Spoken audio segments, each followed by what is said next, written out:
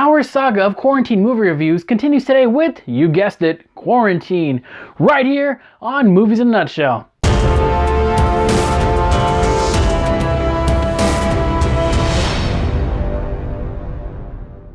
Hello everyone and welcome to Movies in a Nutshell, where we talk about movies in a quick way so you can get on with your day. I am your amazing, spectacular host, Detective Artemis, and before we go on, you hit that thumbs up button because I know it, you know it, Joe Exotic knows it. You really want to like this, please? Also, our video is sponsored by Neft Vodka. No Neft left behind. Please drink responsibly. Oh my god, this is my second barrel today.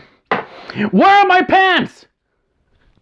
In this video, we'll be talking about spoilers, so if you haven't seen Quarantine yet, hit that watch button on this video, go and watch the movie, and then come back in and join the discussion. Go! Or if you care about spoilers, sit back and let's talk. Quarantine is a found footage horror film, much like Diary of the Dead, Cloverfield, Paranormal Activity, and of course, the Blair Witch Project. It was also directed by the guy who did Devil and the Poughkeepsie tapes, two of some of the worst movies I've ever seen. Really, toast with the jam side up is how you determine it's the devil here? Whoa, let me flip all these toasts, I guarantee you they'll land jelly up.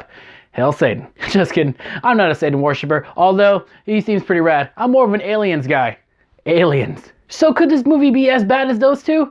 We'll see. Our story here is about a girl named Angela, a news reporter, and her trusty cameraman, Scott, who are interviewing a group of firefighters to see a day in the life of a firefighter, until they get a call about something strange in their neighborhood. They get to an apartment building where the call was made, and they eventually find out that some of the tenants are infected with the case of super rabies, which turns them into aggressive cannibals, and they infect anyone they bite or scratch. You know, this sounds a lot like 28 Days Later. Same shit, down to the rabies and everything. The CDC eventually get involved and they completely quarantine inside the apartment building by putting like a plastic cover around it and have a bunch of heavily armored guards making sure no one gets in or no one gets out, because if you do, you will get blasted in the face. You don't want that. But then, what's the alternative? Fight these zombies? Oh, fuck.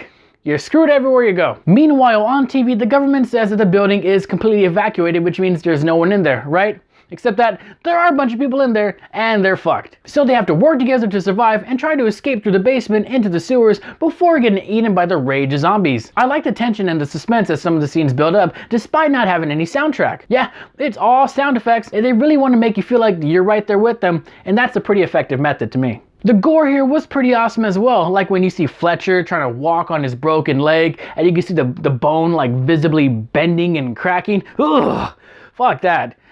Give that man a standing ovation. Or when Judith from 2.5 Men gets her face bitten off by her daughter. That was pretty gnarly, and I'm sure Alan is happy about that. And I know this is a found footage film, but the goddamn shaky cam was unbearable half the time. I didn't know what the fuck was happening at times, and it kind of got me a little annoyed, but it's all part of the chaos. I know that they're trying to run and survive, and they don't exactly have time for things like shot composition, but it was hard to sit through at times. Also, Angela was screaming for like an hour non-stop. I mean, goddamn, she was fucking useless. Where is Dexter when you need him? Oh yeah, out in the middle of fucking nowhere. And Scott, who to me was the real hero, he even killed an infected by smashing its face in with a camera lens. That was a pretty tough camera. Must be that indestructible one from Cloverfield. It's also a good time to mention that the original writers of the Spanish version of this movie, called Rec, have made it pretty known that they don't like this movie, and I don't blame them. Now, I haven't seen Rec, but I'm pretty sure it's better than the American version. I mean, look, they fucked up with The Grudge twice. I mean, just watch Ju-On and be done with it. Toshia! The movie ends when Angela and Scott are unable to go to the basement, so they go to the attic where they find a thin, sickly infected, which is a Doug Jones cameo, where he's in the dark, lurking, waiting for anything to make a sound so he can go and eat it because,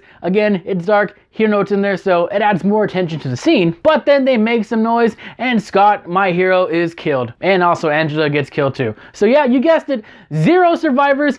One of those fucking shitty endings I hate in horror movies. It's okay for a person to survive. Now, it's not exactly clear how the super rabies came about, but there are newspaper clippings that imply that a doomsday cult stole it and tried to like harness it and kill half the population for population control. So I guess that sick looking one was the cult leader, and he's either Thanos or Ra's al Ghul. Now it is time to rate the movie, so let's bring out the ratings bar. We have awesome must watch, damn fine movie, good dumb fun, watching your board, and avoid at all costs. I like the tension, the claustrophobic atmosphere, and the gore, but I could not stand the never-ending screaming and the perpetual shaky cam. And I also hated the ending. It is not a horrible found footage film like the Poughkeepsie tapes. God, I hate that movie. And it's nowhere near as good as Diary of the Dead. It's just somewhere dead in the middle, pun intended. So I hereby declare Quarantine good dumb fun.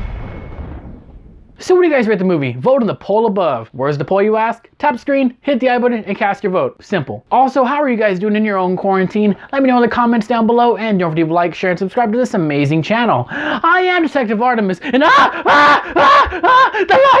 light!